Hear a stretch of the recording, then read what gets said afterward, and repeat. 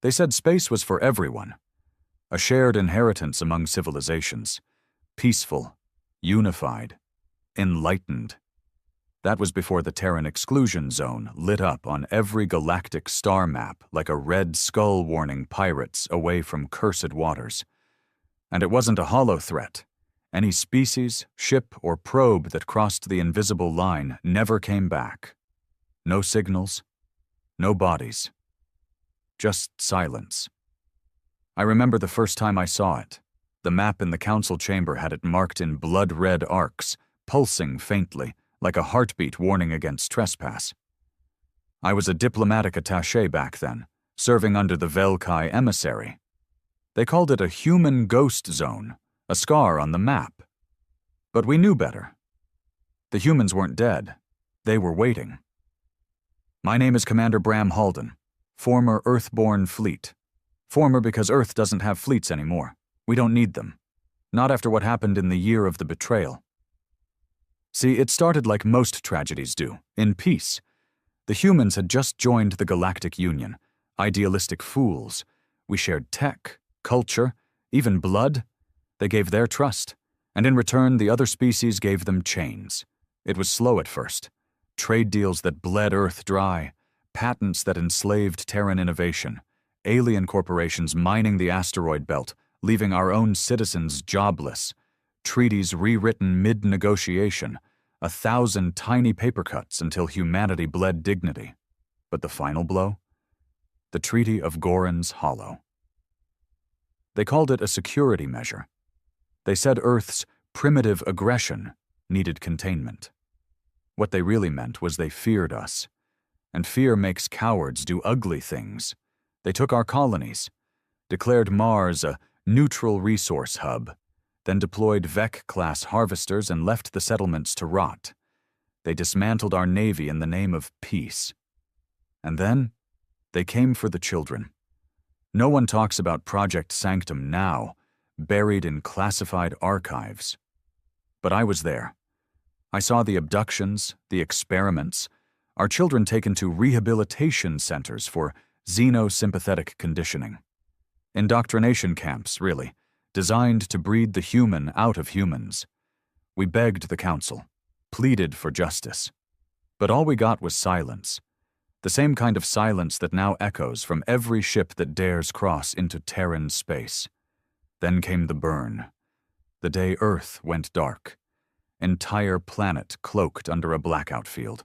No communications, no signals, not even a distress beacon, just gone. And when the council sent a fleet to investigate, it vanished too. That was 10 years ago. I've lived long enough to hear the rumors, theories, lies.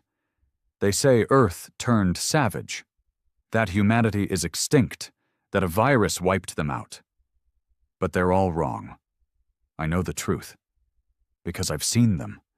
I escaped the council 6 years ago, fled with a stolen freighter, crossed into the exclusion zone knowing full well it could be suicide. But I had to know what happened. I had to see it for myself. I expected to find ruins, ash, maybe even those black flags the radicals used to wave. Instead, I found something far worse. I found order, discipline, evolution. The humans hadn't disappeared. They had prepared. And now, they were watching. The moment I crossed the invisible line into Terran space, I expected death. A flash of light, a cold void. Maybe something worse. That's what they tell you outside the exclusion zone, that humans have automated defense grids designed to reduce anything to atoms before it finishes a sentence. But that didn't happen. Instead, nothing did. No alarms, no scans, no missiles, just eerie silence stretching across the stars. The only thing louder than that silence was the pounding in my chest. I piloted the freighter, a rusting heap I'd stolen from a Vossian scrapyard, slow and steady, holding my breath. My nav console flickered with warning lights, none of which meant a damn thing out here. Every system I relied on, galactic positioning, council beacon net, standard tracking, dropped dead the second I crossed the threshold. It was like entering another reality. What replaced them was different. There were frequencies in the background, faint but deliberate, not natural static. These were organized, patterned, almost like music, but it wasn't for me. It felt like I was being studied, not scanned, watched, judged. 2 hours in, I thought I'd made it. Thought the old stories were just that, stories, until something appeared outside my window. It didn't come on sensors, nothing lit up. It was just there, a ship. Human-made, no doubt. Black as void, built in angles that made your eyes ache to look at them too long. No running lights, no markings, just a sleek predator sitting quietly beside me like a shark, deciding if you were worth chewing. It didn't hail me. Didn't respond when I broadcast a standard greeting. It just followed.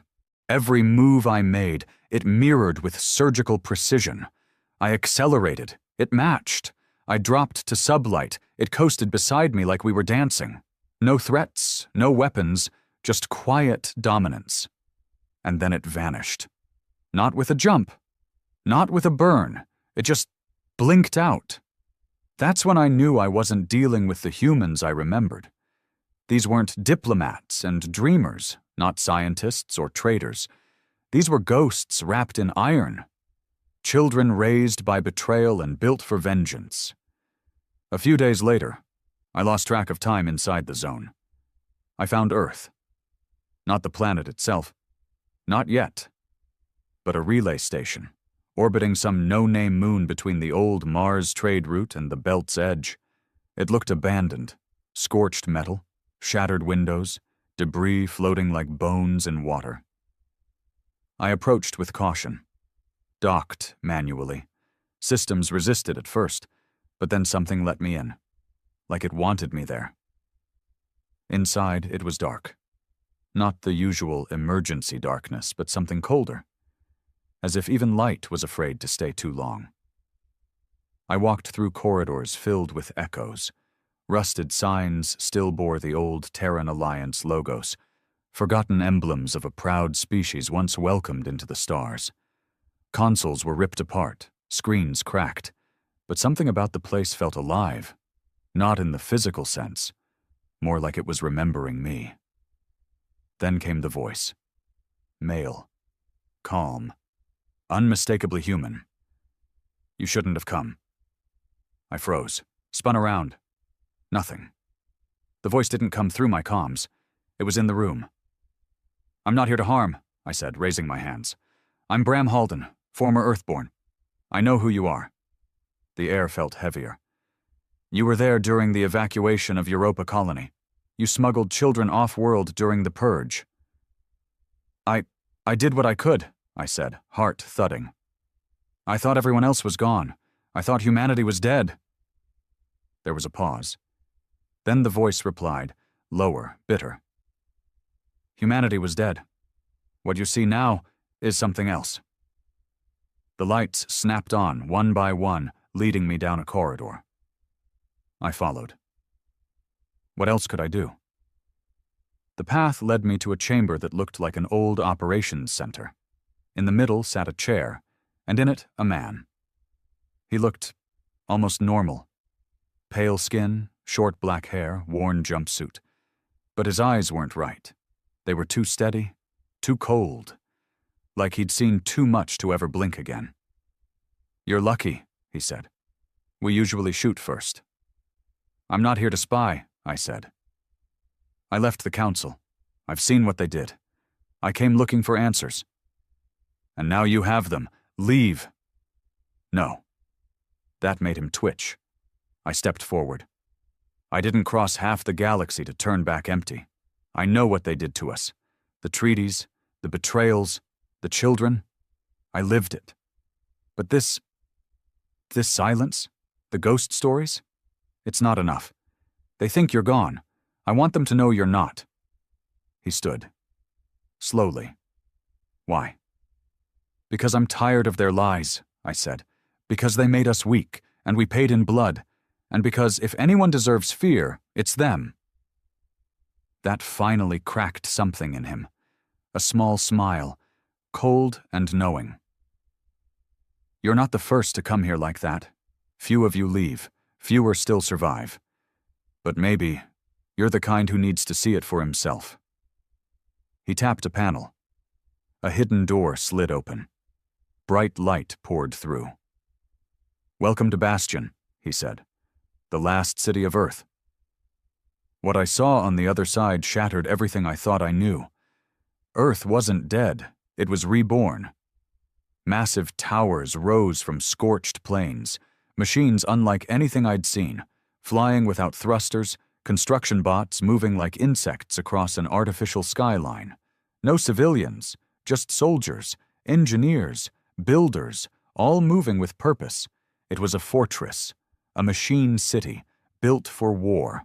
I was led through winding corridors beneath the city, deep underground where the old Earth governments once hid bunkers and research labs. Now repurposed into something new. They called it the Crucible. Here they trained the next generation, not with lectures or soft words, but with pain, drills, combat simulations. Children of war, bred not for peace, but survival. One room showed teens dissecting alien weapons. Another had augmented troops running zero-G combat drills. And in every corner, old human war banners hung beside the symbol of a black gauntlet crushing a council sigil. "What is this?" I asked. The man who guided me didn't answer right away. He just looked over the expanse and said, "Insurance." "We're coming back," he added after a pause. "Not to negotiate, not to beg. We've had our time in chains. Now it's their turn to learn what fear tastes like." "But why wait?" He glanced at me with a hard stare. "Because we're not done evolving. And because the longer they think we're ghosts, the louder they scream when we finally return." He showed me one last thing before I left. A chamber beneath the crucible, containing a sphere, pulsing with raw energy. I didn't know what it was, but I knew enough to be afraid. "That's not a bomb," he said. "It's worse." "What is it?" "Our voice," he replied. "When the time comes, it speaks first." As I boarded my ship to leave, I realized something horrifying. The Council hadn't just created enemies when they betrayed Earth. They had forged predators. And soon, every species that watched humans burn without lifting a hand would understand exactly why no one enters human space anymore. Because next time, we won't wait for them to come to us. I left Bastion with more than just answers. I left with a curse. Something about that place had imprinted itself on me. Maybe it was the silence, the unnatural order, or the eyes of those young recruits, burning not with hope, but with cold, trained fury. Whatever it was, it followed me. Every time I closed my eyes, I saw that black gauntlet crushing the symbol of the Galactic Council. Not as propaganda, but as prophecy. The journey back to the edge of Terran space was a blur. My freighter moved on auto, but my mind stayed buried in what I'd seen. Earth hadn't just survived the betrayal, it had weaponized it. And what scared me most wasn't their technology, it was their patience. The Council had stripped them of allies, identity, even freedom. But instead of collapsing, humanity had distilled every ounce of that pain into something focused. Something that no alien species, not even the advanced ones like the Voss or the Ureth, had ever developed. Resentment born from moral clarity. I made contact with an old comrade once I crossed back into the neutral corridor, Soren Drek, a half-retired mercenary who owed me for saving his neck during the Vakari riots. He met me in a rundown orbital station called Shell 7, just outside Goran's reach. I thought he'd changed. He hadn't. The first thing he did when I docked was draw a weapon on me. "I thought you were dead," he growled. "Or worse, converted." "Nice to see you too," I said, not even flinching. "Put the gun down, Drek." "I've seen worse things than you lately." He narrowed his eyes. "You went in, didn't you?" I nodded. Slowly. He exhaled and finally holstered the weapon. "Then you're dumber than you look." "They're not gone, Soren. They're waiting. And what they've built, it's beyond anything we imagined." He sat, poured 2 glasses of some chemical excuse for whiskey, and stared at me in silence. "I always said the Council would regret what they did to Earth," he muttered, "but I figured we had time." "We don't." I slid him a data shard, encrypted, fragmented, but it held enough. Images of Bastion, the Crucible, that weaponized sphere they called the Voice. He scanned it, jaw tightening. "You know what this means, right? If the Council finds out you brought this back..." "They won't. Not yet." "Not yet?" he snapped. "You planning on telling them?" "I plan on choosing who deserves the warning." He laughed bitterly. "Still a bleeding idealist, Bram? Even after everything?" "Number, I'm something worse now." "I understand." We spent the next 2 days hiding in that orbiting dump, decrypting more of the data I'd brought. Some of it was fragmented AI code.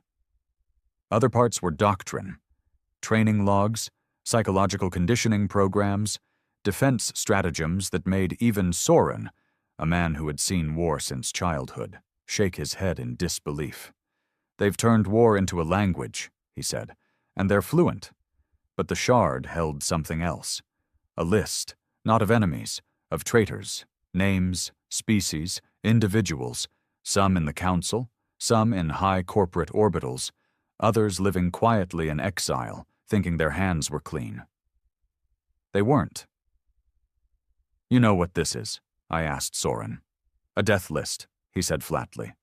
I nodded. "And I think they're starting to check names off." He stared at me, then leaned in close. "You want to warn them?" "No," I said.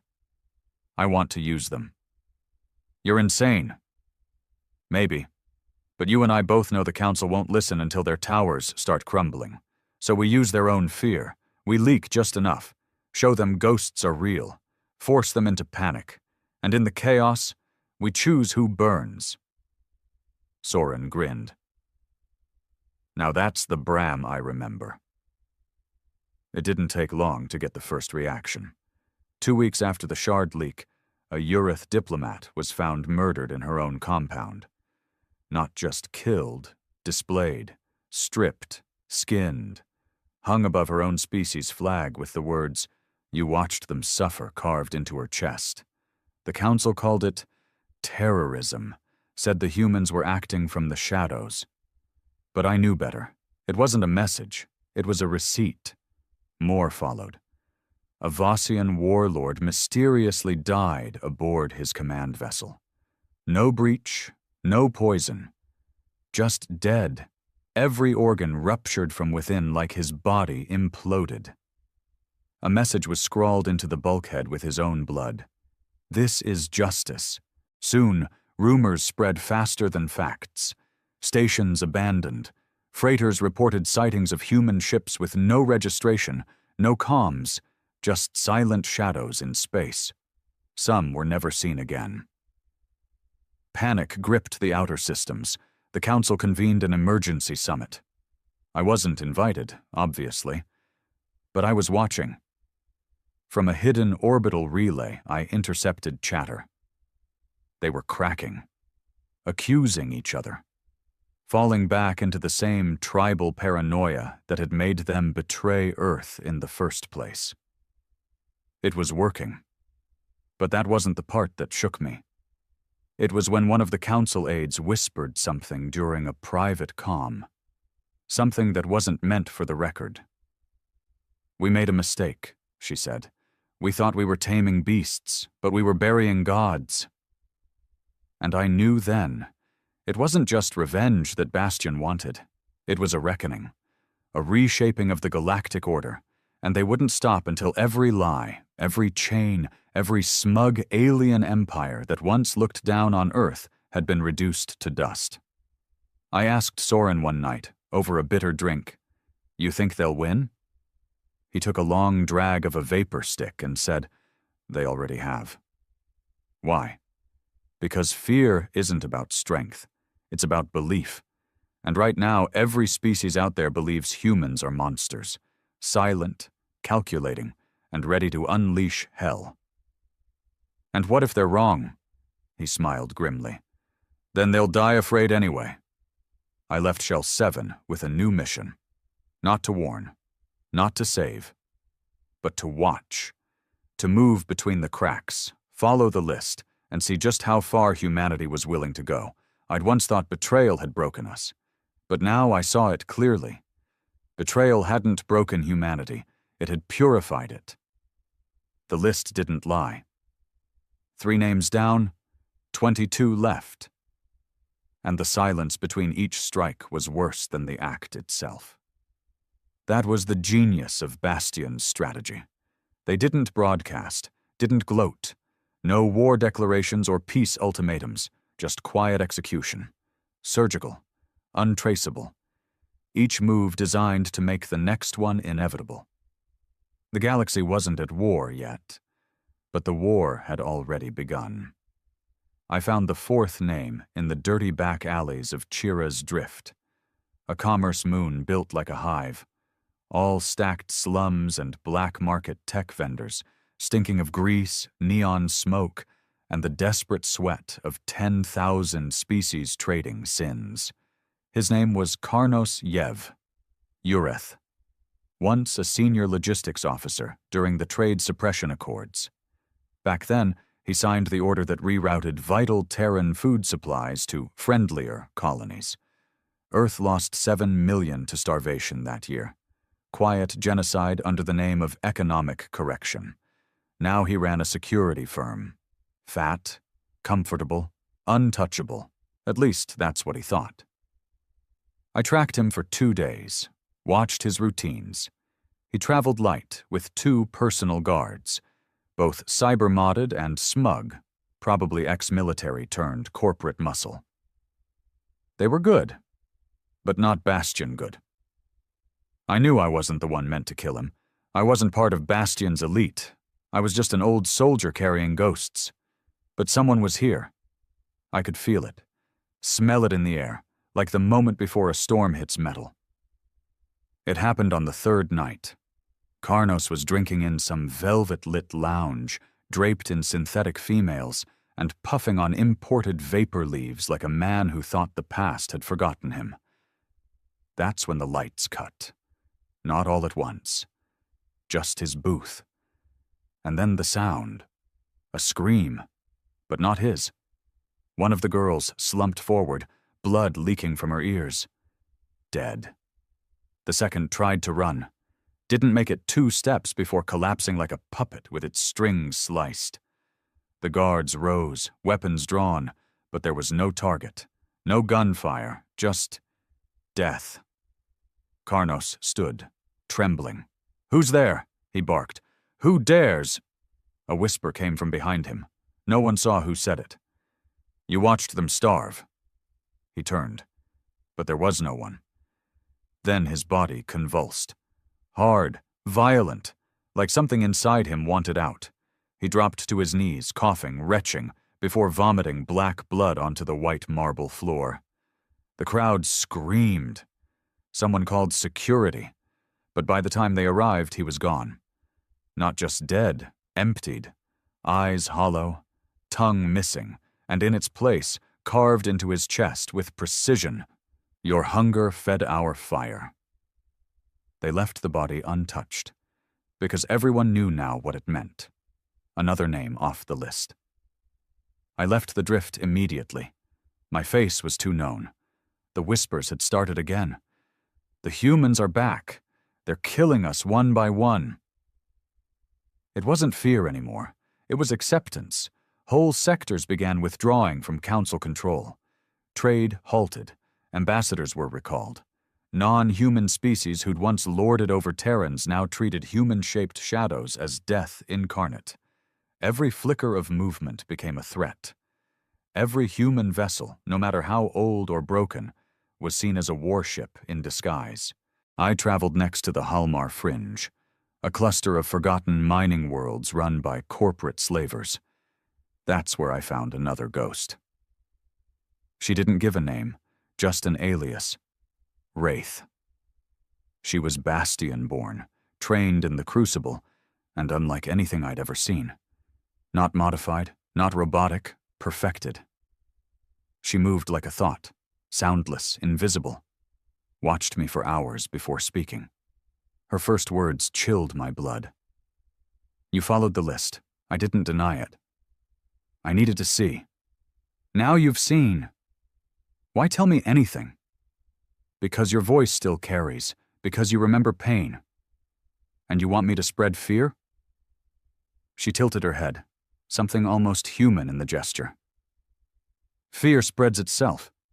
You're just the wind that fans the fire." I asked her about the plan, about the end game. She didn't flinch. "There's no end. There's only balance. We remove what tipped the scales, and when the ashes settle, they'll rebuild in our image. Vengeance isn't justice." "No," she said quietly. "It's better." I should have been afraid of her. Maybe I was. But more than that, I was convinced. Not because she spoke like a zealot, but because everything she said had already been proven. Every corpse on that list, every scream from the council chambers, was evidence. I remembered Earth the way it used to be. Loud, wild, fractured. We weren't perfect. We bled each other more than we bled others. But at least we bled honestly. Now, we didn't bleed at all. We made others do it for us. The fifth name died days later. He was no one special. A bureaucrat, a paper pusher. But he'd once signed off on a prison satellite where Terran protesters were experimented on with psychic dampening tech. Rumors said some of them still screamed in the void. He was found floating outside his station. No breach, no suit, just floating. Naked. Frozen and grinning. No one ever found the breach in his station's hull, because there wasn't one. That was the pattern now. Impossibility, killings that defied explanation, murder as message, as performance, as warning. The council stopped pretending. They issued an emergency decree. All humans currently outside the exclusion zone were to be detained or expelled. Some fought back. Some disappeared before the order could reach them. I knew this would only feed the fire. Bastion didn't need more enemies. It just needed the illusion that everyone was already guilty. And guilt was a heavy thing in this galaxy. By the time we hit name 7, I started feeling it myself. Not guilt, not shame. Purpose. I'd spent years drifting, trying to forget the war, trying to find some place where the betrayal didn't burn every time I blinked. But now I had a direction again. A storm to ride. And I was done waiting. I reached out to Wraith again. This time I had a name for her. A target. One not on the official Bastion list, but someone who'd slipped through the cracks. A name I remembered too well. Admiral Vern Ekris. He'd been the one who ordered my squad into the ice fields of Europa without backup. Said it was low priority. Half my men died freezing. The rest bled out after we were ambushed. No medals, no funerals, just forgotten graves buried beneath corporate reports. She didn't hesitate. Where? Gavros Prime, retired, living in luxury. Then he dies slow. I didn't ask what she meant. I just watched as she walked into the shadows and felt the galaxy grow one shade darker. I didn't sleep the night before it happened. Not because of guilt. That died the day Earth went dark. It was something else. Something colder. A pulse under my skin. Like I could feel it coming. Like the galaxy itself held its breath, waiting for the next act of judgment. Admiral Vern Ekris wasn't just a name on a file. He was my ghost. 2 decades ago, he stood in front of a council hearing and justified sending my entire squad into the Europa sinkhole without support. Tactical containment, he called it. Expendable assets with a low probability of strategic success. We were Terran Marines, the last loyal unit before the disarmament. And to him, we were paperwork. The few of us who survived that frozen hell were scattered, discharged, forgotten. I carried the scars in my bones. I still limped in the rain, still coughed blood on cold mornings. He retired with honors, built a mansion on Gavros Prime, lived surrounded by exotic servants, antique war medals, and the smug security of being part of the winning side. Wraith called it Cleansing Day. She said Bastian had been watching Ekris for months, waiting. "You gave us the location," she told me, "so this one is yours to witness." She didn't offer me a weapon. She didn't have to. This wasn't my kill, it was his sentence. We touched down on Gavros Prime under forged diplomatic codes.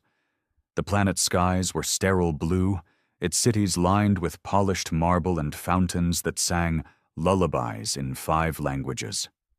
A haven for the old elite, the war profiteers, the architects of betrayal. They built paradise from the bones of the conquered. His estate stood on a cliffside like a crown, watched over by automated drones and private security. I expected trouble, resistance. I got silence. Wraith walked ahead of me, cloaked in shadows, unarmed, but more dangerous than an entire armory. Her eyes scanned everything but settled on nothing. She was already inside the kill. We entered through the main gate. No alarms, no response. The guards didn't move, because they were already dead. One sat slumped over a console, eyes glassed, lips parted mid-sentence.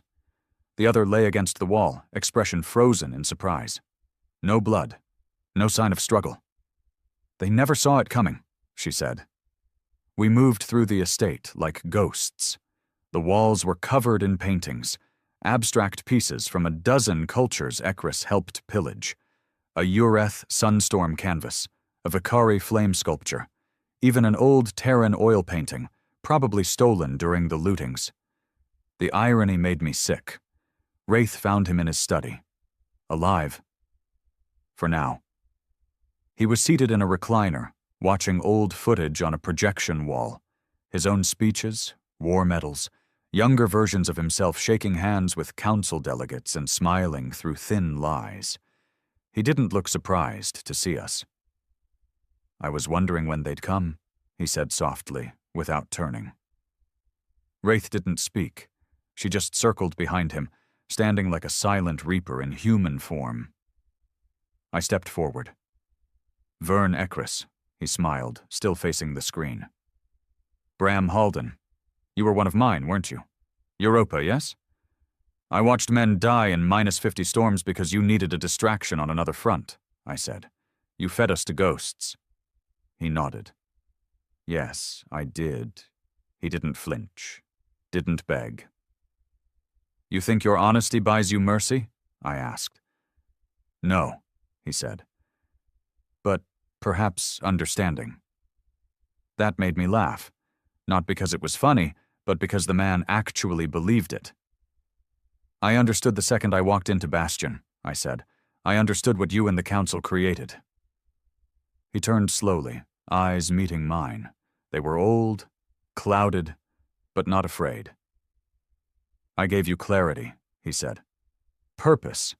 Before the betrayal, humans were soft, fragmented, petty. It was our betrayal that made you this. You should thank me." Wraith stepped forward, and I finally saw her face in full light. Young, barely 30, but her eyes were ancient, eyes that had seen death and found purpose in it. She knelt beside Ekris, reached into a satchel and pulled out a small device. A sphere, metallic, glowing faintly blue. His breath hitched. "You know what this is?" she asked. He nodded. "Neural stinger." "No," she said coldly. "It's history. Yours." She pressed it to his temple. The device activated instantly. Lights flared. His body stiffened. And then he began to speak. Not words, confessions, every order, every decision, every lie. The device was ripping the memories from him, forcing him to relive them aloud. He screamed, not in pain, but in despair, because he was remembering who he really was. He cried out names, places, projects long buried. At one point, he begged someone named Marek to stop, probably a subordinate who died decades ago. He sobbed, and then he went quiet. Dead. Wraith removed the device and stood. "Why?" I asked. "Because the galaxy needs receipts," she said, "not just bodies." We left the estate untouched. By morning, the confession had already leaked. Bastion's networks were precise.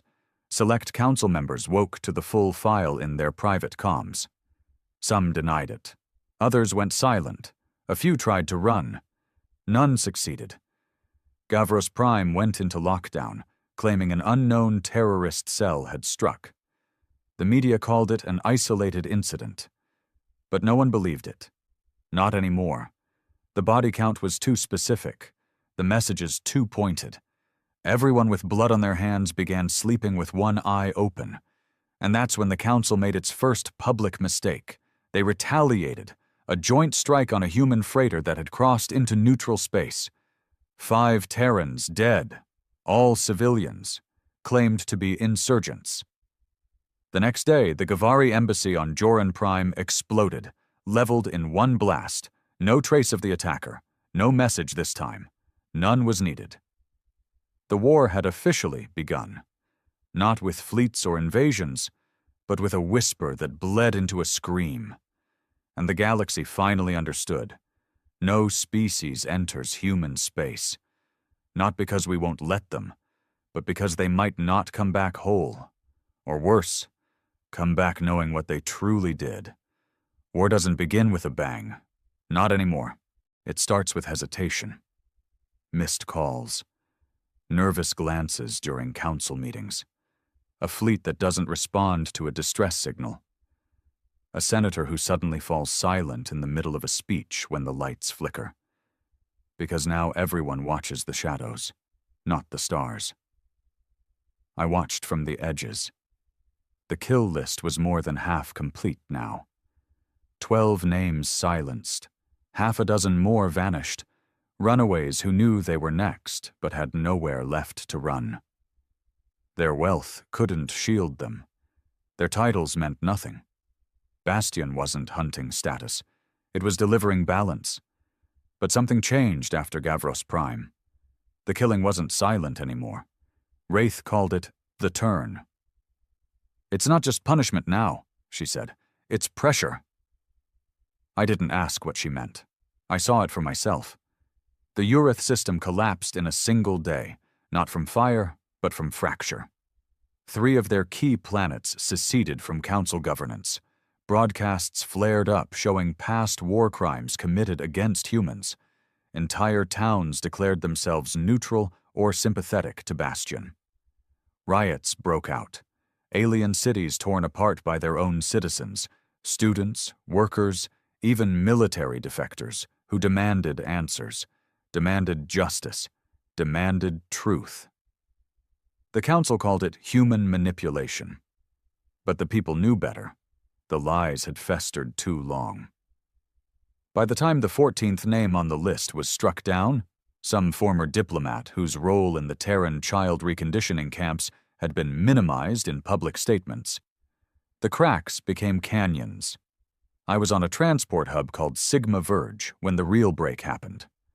A council fleet, Ureth and Vossian combined, pulled into orbit. Officially for inspection, unofficially to root out sympathizers and seize any Terran cargo.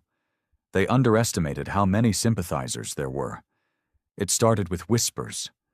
Then someone shot a soldier, then another, then the power grid failed. And when it came back up, half the station was gone. Literally. Torn apart by internal sabotage. Vents flushed soldiers into the void. Drones were reprogrammed. Explosives had been planted weeks earlier, strategically, precisely, methodically. The entire left side of the station collapsed into the planet's gravity well, over 12,000 dead. And a single message, painted in thick red across the surviving command center. "You do not get to forget us." I got out only because I wasn't supposed to die there. Bastion had agents on the station, hidden in the crowd, moving like ghosts.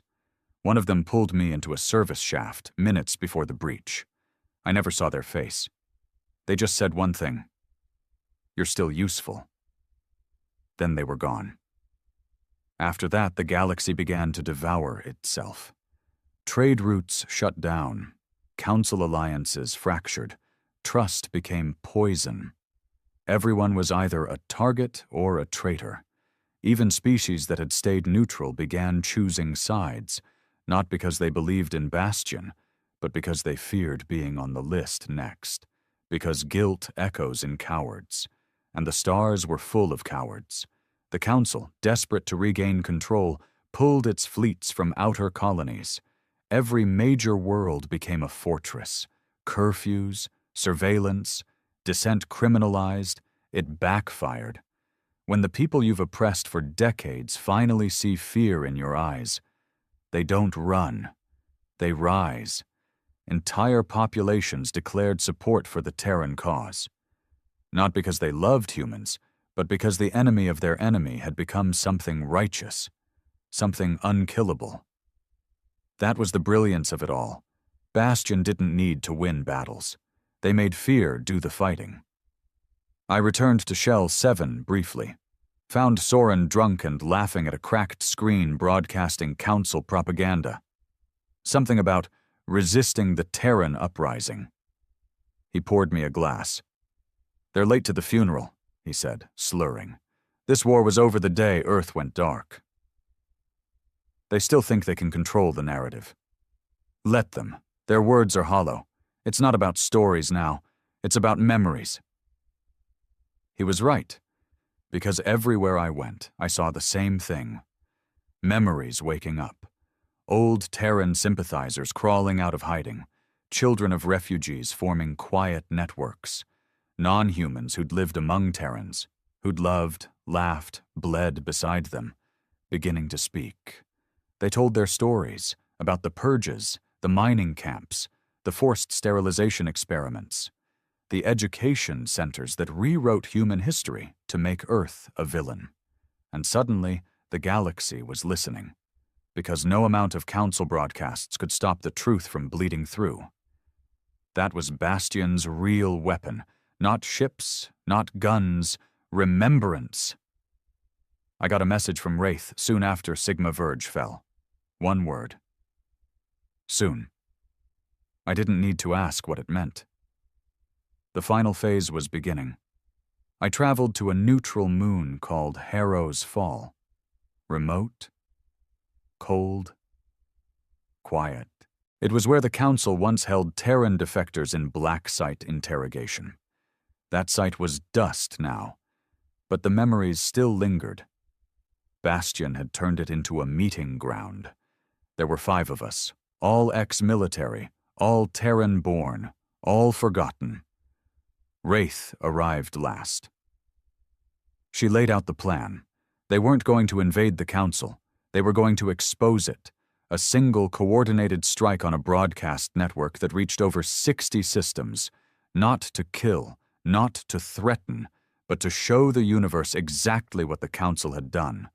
Records, footage, eyewitness accounts, proof.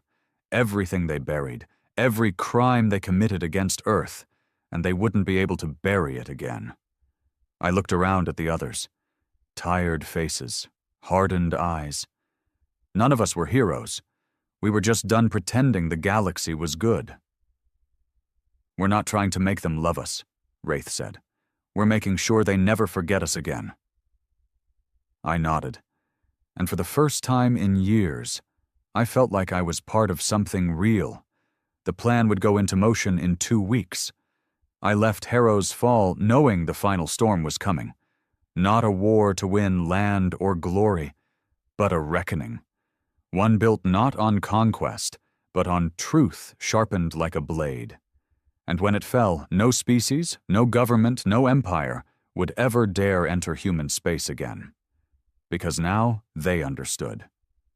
We weren't victims. We weren't survivors. We were the reckoning they'd begged the stars to forget. There was no launch countdown, no trumpets, no battle fleets carving through the stars. It began with a flicker, a moment, one too short to notice unless you were watching closely. Every major broadcast channel, council-controlled or otherwise, flickered at precisely 2:07 Standard Galactic Time. Just a single, silent second of static. Then it returned to normal programming. Political debates, market indices, cultural shows. Most viewers dismissed it. Until it happened again. Exactly 27 minutes later. And then again. And this time, the static stayed. Every screen across the galaxy went dark. And when the signal returned, there was no anchor, no studio, no music. Just a face. Old. Weathered. Human. It was mine. My voice was steady. My name is Bram Halden, former soldier, former servant of the Galactic Council, a man who once believed in peace, until I saw what peace cost my people. I had recorded it 3 days earlier on Harrow's Fall. My face was chosen not because I was important, but because I was familiar. A Terran relic, a symbol of the forgotten. Behind me, the video shifted. It showed archives, real, unedited, untouched. Footage of Earth's dismantling, orbiting freighters full of stolen Terran resources, children pulled from homes, entire cities bombed for pacification. Interrogation chambers, genetic experimentation, starvation reports signed by smiling diplomats. The galaxy watched in silence. Because they couldn't look away. My voice guided them through each crime. This is what the Council built. Not unity, not peace, control. And they feared what they couldn't control. A species that would not kneel, so they tried to erase us. Another shift. This time, the camps. Footage of Terran prisoners, malnourished, beaten, experimented on. Silent rows of women forced into sterilization wards. Boys turned into controlled drones by neurosplicing implants. Testimony from survivors, non-human doctors who defected and confessed. They called us volatile, dangerous, but the truth was simpler. They envied us. They feared what would happen if we stood equal. The broadcast lasted 27 minutes. It ended with one final message. White text over black. No species enters human space, because now they remember why they shouldn't. Silence followed. Not because the signal cut, but because the galaxy didn't know how to respond. I sat alone, deep inside a Bastion relay bunker, listening to the aftermath echo across 1,000 channels. Some denied it, others screamed for proof, but the smartest ones stayed quiet. Because the smart ones knew. It was real. Council HQ went into full lockdown, emergency summits, threats of cyber warfare, accusations of deepfake propaganda. But none of it mattered, because the people had seen the truth. Riots broke out in 7 major council-aligned systems within hours. Police stations burned. Military barracks were bombed from within by their own soldiers. On Chathar 9, a group of alien students occupied their planetary governor's estate and broadcast their own confessions, how they'd supported the council, how they'd stayed silent when Terran children disappeared. Across neutral worlds, Bastion banners began appearing. Not flown, etched, quiet, permanent, as if someone had taken a blade to metal and carved the message into the planet itself. I received one final message from Wraith. A data packet. Untraceable. Encrypted. In it, a list of planets where the Council had begun mobilizing for a counterstrike. A preemptive assault. They weren't going to wait for Bastion to strike again. They were going to strike first. Her message was simple. Let them. Now the people know. Let them show the galaxy who they really are. It was genius. Because Bastion didn't need to win a war of weapons. It had already won the war of memory. And the moment the Council's fleets opened fire on systems now sympathetic to the Terran cause, the rest of the galaxy would turn. The final death blow wouldn't come from humans. It would come from everyone else. I walked outside the relay bunker that night. The stars above were the same ones I grew up under, cold, distant, watching. But they didn't feel distant anymore. They felt ours. We had made them watch, made them remember, and now they were afraid, not of ships, not of guns, of truth, because the galaxy finally understood. You don't erase a people and expect silence. You don't build empires on bones and expect loyalty, and you don't betray humanity without consequences. The next part wasn't ours to write. The seeds were planted, the fire was lit. And for once, we weren't the ones burning. The Council opened fire. They struck the first worlds named in Wraith's data. Military dropships rained down on refineries, communication arrays shattered, fleets engaged. They bombed villages labeled sympathizers. They seized key planets. But the damage had already been done. For the first time, they were the aggressor, painted in their own crimes. Every system that flashed its coordinates in the data packet flipped overnight. Thousands rose up, uncloaking their allegiance to Bastion, identifying themselves not as human allies, but as human. Civilians, soldiers, even council officials turned their weapons against the strike forces. They captured bases. They exposed more evidence. They broadcast live testimonies, hacked council channels with photos of human refugees now welcomed, healed, reclothed.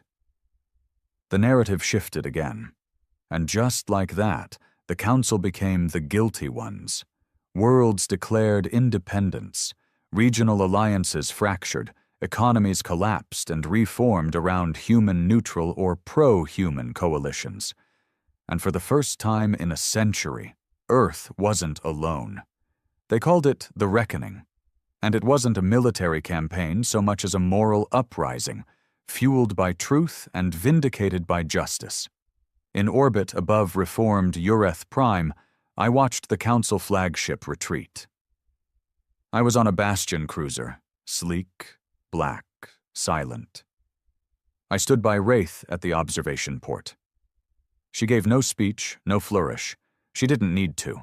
The retreating fleet below said everything. They burned their own flags, literally. Ship crews threw council banners into space. Some starved them into covenants of neutrality. Some pledged allegiance to Bastion. They all did the same thing. They acknowledged who the galaxy now served. I asked Wraith quietly, "What now?" She turned to me, face hard and eyes sharper. "Now we rebuild," she said, "not to dominate, but to lead, to show a different path." I pictured the crucible underground, the sphere, the voice they never used. Not for bombs, not for domination. It was something else entirely, a weapon of revelation, to be used to force truth on those still willing to lie. I asked her about it. She just nodded and said, "We'll need it." Because after the reckoning comes accountability. Some of the human-born will lead, others will stand trial, the technology industry will shift, security protocols rewrite, interspecies treaties will be drafted in fire. The galaxy isn't peaceful again. Not yet. But it's honest. The final act occurred on the council grounds, the grand hall once used for peace debates, now cracked, scarred by protests and marked by human banners. I walked in with Bastion's truth delegation. Dozens strong, humans, Ureth, Voss, Gaveri defectors. They carried dossiers, memos, footage discs, legal documents, signed affidavits from survivors. The council sat across from us. Empty seats told the story. Many leaders were gone. Some fled, others mortally wounded by public outcry. I stepped forward.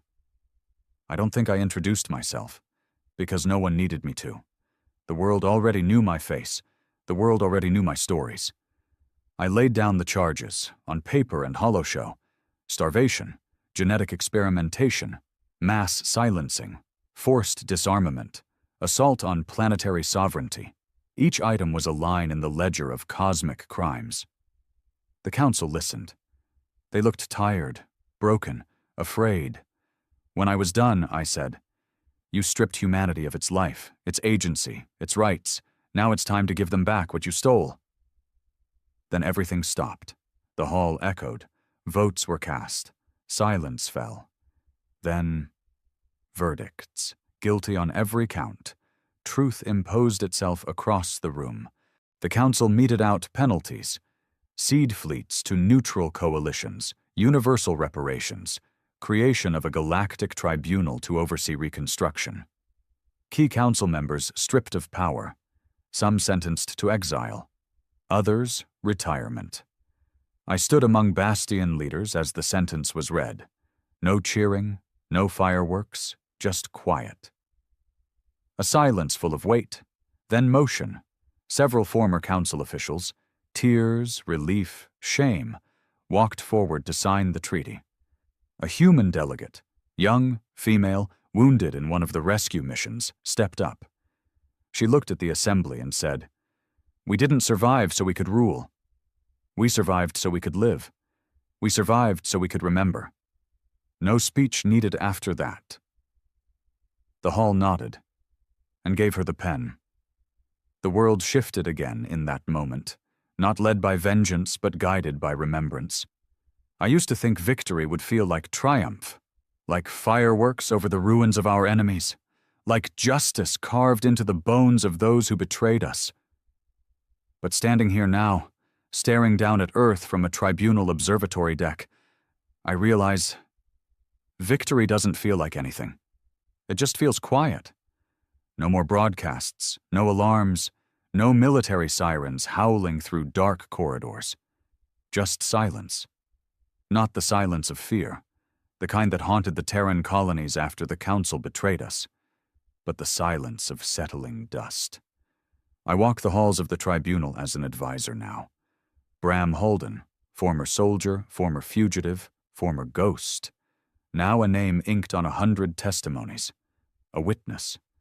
I was never meant to survive this long. Most of the men from my unit didn't. Those who did scattered to forgotten corners of the galaxy, trying to drown their rage in drink, in shadow, in exile. But fate, if it exists, had other plans for me. So I stayed. Not for glory, not for revenge. To remember. The tribunal is vast, bigger than anything humanity ever built before the collapse, constructed with stone and metal from every system that took part in the reckoning, a symbol of unity, of truth, but also of scars. You can still see them. The jagged edges on the eastern tower where Gavari engineers refused to smooth the metal as a reminder of their people's silence. The black ink murals painted by Urith artists, depicting the burning of Terran archives, overlaid with the faces of those lost. Even the walkways are uneven, not due to error, but by design. So no one walks in comfort here. No one forgets. I attend the monthly sessions, listen to the new nations argue over currency standards and trade routes. It's mundane, tedious, but it's peace, real peace, the kind you build from ashes, the kind that costs something. Not every species was ready for what Bastion did. Some still call us monsters, assassins, manipulators, and they're not entirely wrong. The truth broadcast broke more than the Council. It fractured entire civilizations. Families turned against each other. Cultures collapsed under the weight of what they had enabled. But those wounds are healing. Slowly, painfully, and this time, openly. There are no more secrets now. Wraith disappeared 3 months after the tribunal's formation, left no trace. Some say she died. Others say she returned to the Crucible, training the next generation of Terran defenders, not warriors, but historians. She was never meant to lead the future. Her job was to end the past. And she did.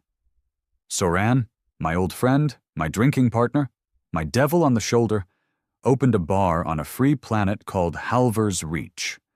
It's called the Ember's Wake. He serves soldiers, traders, diplomats, sometimes council washouts too. He keeps a blaster under the counter, and a bastion patch over the register. I've gone to visit him twice.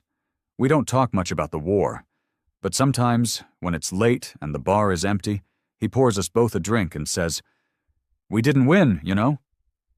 I nod, because he's right. We just survived louder than they expected. Back on Earth, things are slower. Cities are rebuilt, not in steel but in care. Gardens where there used to be factories. Schools where there used to be bunkers. Children laugh again in the open. But the scars remain. Craters, walls with blast marks, empty shells of museums once bombed by council drones during the cultural purges. No one touches them. They stand like old friends at the edge of civilization. Quiet. Watching. Reminding.